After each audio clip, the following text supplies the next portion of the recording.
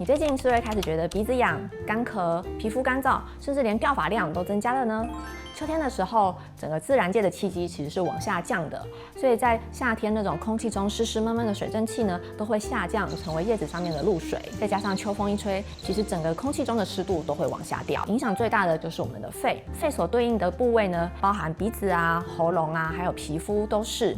所以当肺变干燥，就会有鼻子痒啊、口干舌燥、喉咙干痒、皮肤干燥，甚至连掉发量都会增加哦。这个时候我会推荐3种养肺的食物。第一个呢，就是我们的白米饭。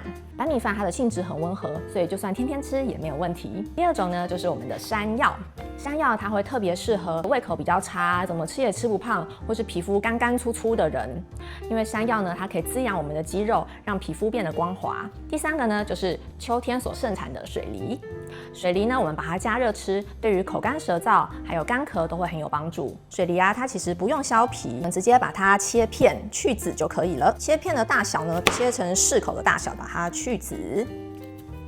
把水加进锅子里面，把蒸架放上去，水梨放进去，锅盖盖起来。那等水滚了以后呢，我们就煮15分钟，这道料理就完成喽。